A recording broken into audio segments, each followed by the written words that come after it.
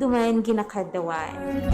Mga istorya nga nagahatag sang inspirasyon halin sa narisari nga henerasyon, gani isulat sa diary sang inyong kabuhi ang Dear Life. Programa nga nagapahanumdum sa aton nga ang kabuhi magapadayon kung ang paghigugma yara sa aton. Karina, mamati kita.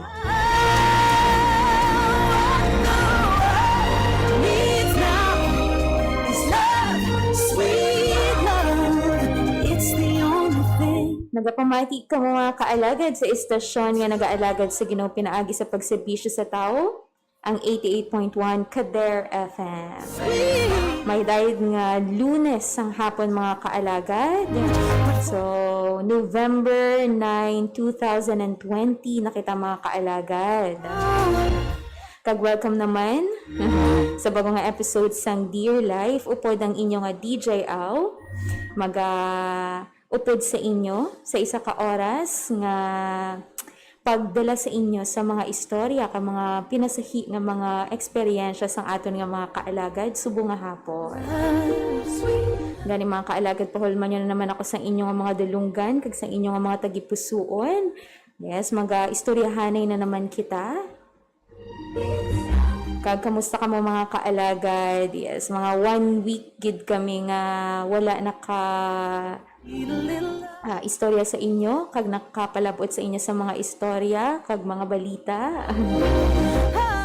1 week kita nga nagpahuway, kag 1 week man nga medyo damo na kita nababatian nga mga katalagman sa pungsod naton, kag sa iban nga lugar man, sa iban man nga mga pungsod.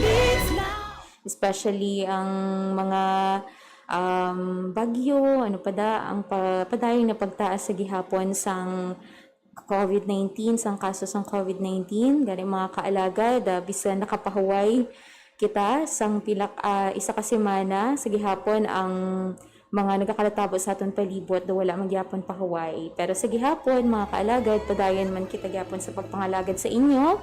Kag kabay pa nga subong nga hapon, yara kamo sa maayo nga kahimtangan. So bago na naman nga bugay mga kaalagad ang ginhatag sa aton, new day na naman subong. New sunrise, new sunset. Kay sa mga nagliligad man, especially sang weekend, sang Sabado kag Domingo, so naka-experience kita sang medyo mainulanon nga adlaw or weekend mga kaalagad. So subong nga Monday, okay gid ang panahon kay pagkaaga. So nakita gid nato ng pagputlak sang adlaw. Kag pasalamatan naton ini mga kaalagad. So karon nga adlaw, sa karon nga hapon diri sa Dear Life, magatalakay na naman kita mga kaalagad sa mga istorya nga hindi lamang makahatag inspirasyon, kundi makahatag man sa mga pagpanugyan, alin sa mga tauman, sa mga misteryosa, kag sa yours truly. Siyempre sa explicar sa inyo, pag-share man sa inyo sa mga pilaman, ka mga experience sa kabuhi sang aton nga mga kaalagad nga parehas man ninyo nagakabuhi diri sa kalibutan. Kag amuman may mga paghangkat man sa kabuhi na makahambal kita nga na lang kita mag-give up. Pero syempre ini man nga mga istorya mag-remind sa aton nga ang kabuhi importante gid mga kaalagad. Kag may mga circumstansya sa aton nga kabuhi nga magahatag sa aton sang kusog to go on with our lives, to keep us going mga kaalagad. So welcome gid sa Dear Life program. I hope that ang mga karanasan sang iba naton nga mga kaalagad, especially ato mga life warriors, mga letter senders naton, magapahanumdum sa inyo sang matuod-tuod nga rason sang kabuhi. Anyways, nga natamyaw gid naton sa may daayad nga Lunes sang hapon ang aton nga mga online listeners. Kamusta ka mga kaalagad? So 1 week kita nga wala nagkitaay, so kabay pang ara kamo subong sa maayo nga kondisyon kag ginatamyaw gid naton. So ang aton nga mga kaalagad nga nagapamati sa aton via radio. Now, always gid nagatutok sa ilang nga mga radyo sa pagpamati sa mga importante nga mga balita.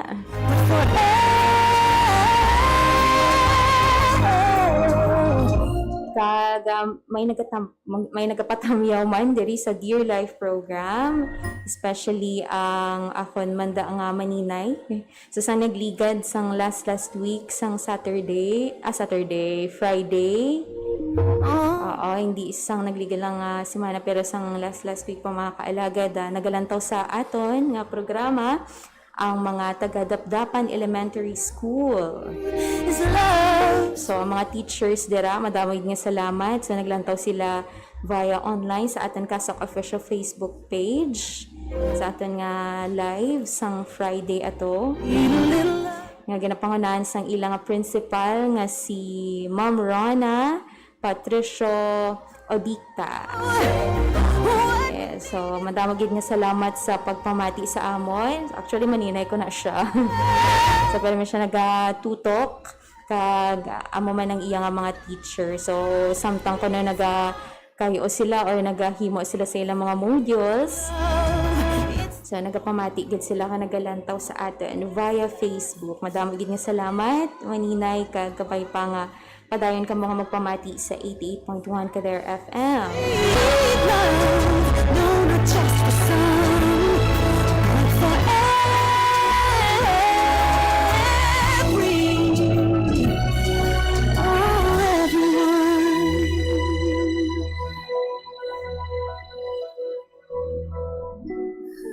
Oras natin mga kaalagad, it's 27 minutes after 2 in the afternoon.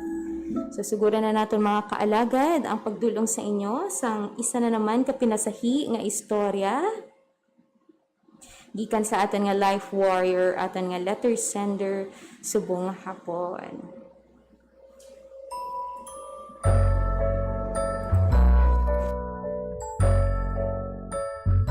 What the world needs now is love, sweet love. It's the only thing that there's just too little of.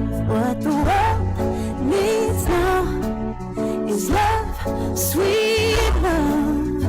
No, not just for some, but for everyone. Lord, we don't need another mountain. There are mountains and hillsides enough to climb.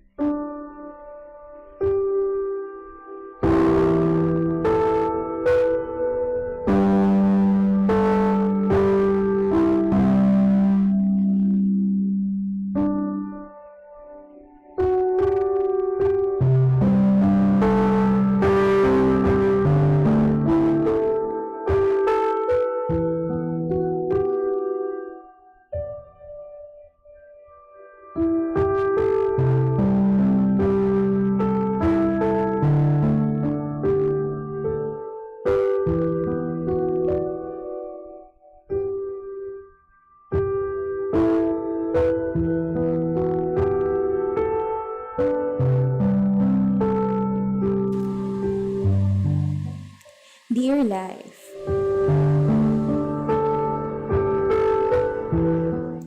I was a very short-tempered person during my teenage years. Solo lang ako nga bata sang akon mga ginikanan. Si Papa isa ka teacher sa DepEd, si Mama isa ka homemaker or plain housewife.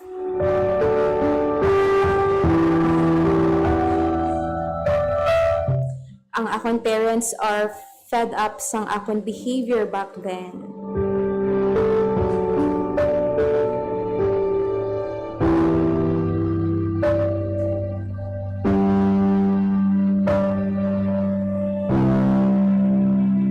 Naging very strict sila sa akon, amo na nga mas nangin pasaway pagid ako, kag frustrated at the same time. Mostly si mama lang kag si papa lang ang nagaubra sa balay. Ako wala gid ko labot sa mga nagakalatabo sa balay kung malimpyo or mahigko. Wala gid ko naga-exert sang effort nga magbulig sa ila. Sila lang gid tanan ang gahimo sang mga ulubrahon sa balay.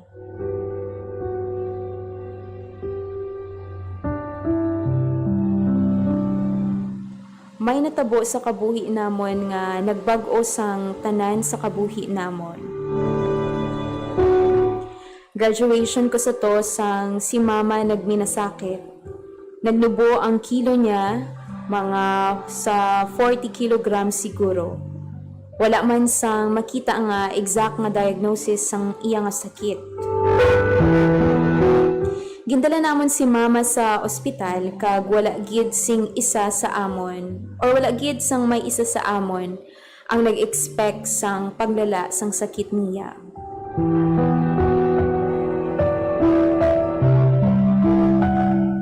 Hasta subong thankful man ako gihapon sa mga doktor nga naghatag sang bag-o nga kabuhi kay mama tungod sang ila tama nga diagnosis sa tama man nga oras.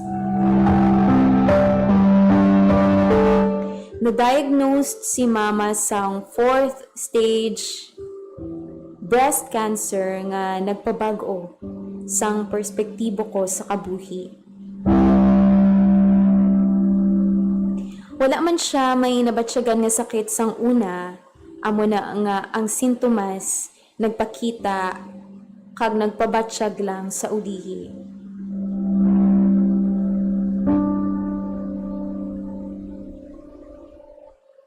Ang akong klase ga-start sharp 7:30 kag dapat bugton ako at around 5 agod makaabot ko nga daan sa school kag mapuli ko around 6 sa gabi, biyay ko 2 ka oras, kag aran ako sa balay at 8 p.m. Pag abot sa balay, maubra ko sang assignment, then maluto, etc. Ang parents ko kinahanglan magkadto sa Manila, didto sa tita ko nga utod ni mama, kay mas advanced didto ang mga ospital, kag mas madali siya magmayad, kay available dito ang tanan nga treatments para sa mga cancer patients.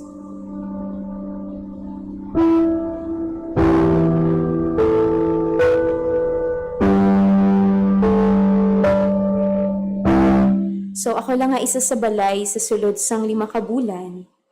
Nag-leave si papa sa school para makaupod kay mama. Ako busy na gid sa eskwelahan kag mga final exams. Amo na nga hindi gid ako pwede kaupod sa ila.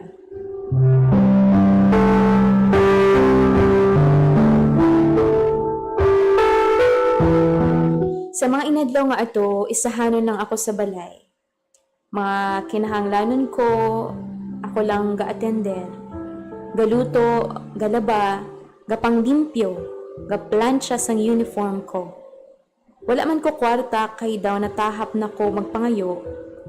Kay si Papa, kay balaan ko nga si Papa ka-short na gid kami tungod sang mga balayran sa surgery, chemotherapy, kag pagbalik-balik ni Mama sa ospital. Damo naman utang si Papa.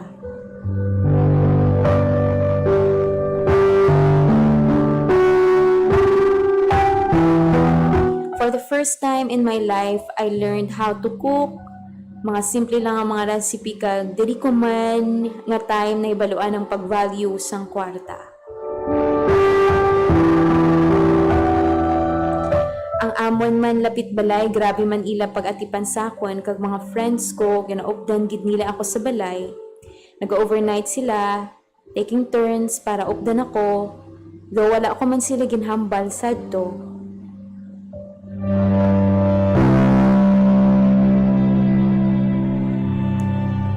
Sadto sobra-sobra ang ginabalan ko.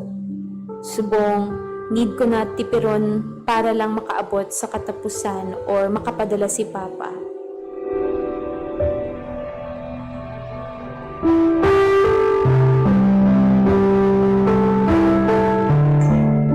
Sang nagbalik na sila sa balay, alagaan ko gid si Mama. Ginaluto ko tanan nga gusto niya, kaunon.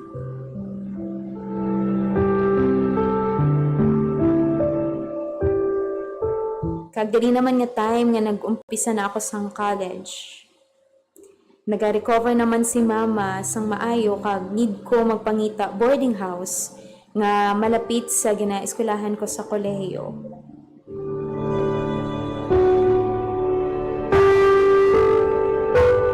Si Papa man gabayad tanan pero need ko gid magpangita sang scholarship para sa 4 ka tuig ko nga tuition along with other expenses ko pagid.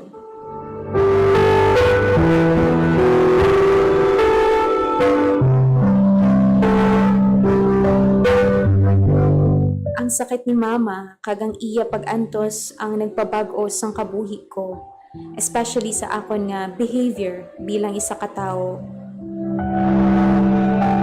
Bilang isa ka bata sang ginikanan ko.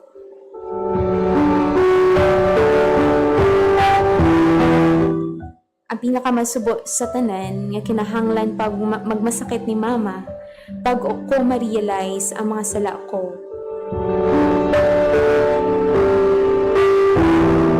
I changed to an extent that no one could ever imagine, but for good. Wala akong plano nga magbago, pero nagbago ako tungod sa mga ginagyan ko.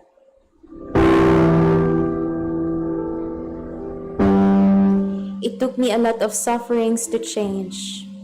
From a short-tempered, kag arugante, pakadto sa mapinasensyahon or patient nga babae kag kind-hearted.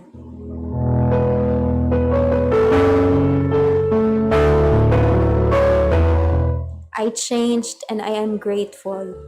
This nature of mine helped me live, learn, adapt, and also adjust in life. Ginaynusulan ko na ang akon pagkabrad kag subong nabatsyagan ko na kung ano ka-importante sang aton ginikanan sa kabuhi naton. Kag himuon ko gid ang tanan para mapabatsyag sa ila ang pagpalangga nga wala ako ginhatag sang una.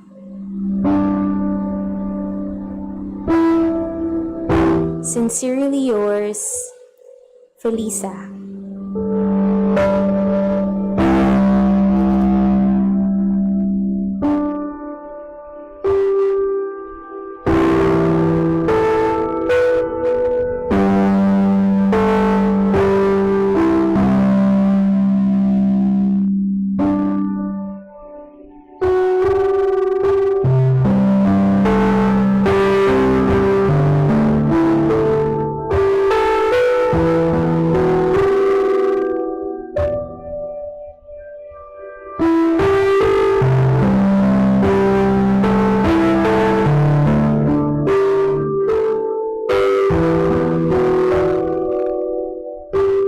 Hapon nga si Felisa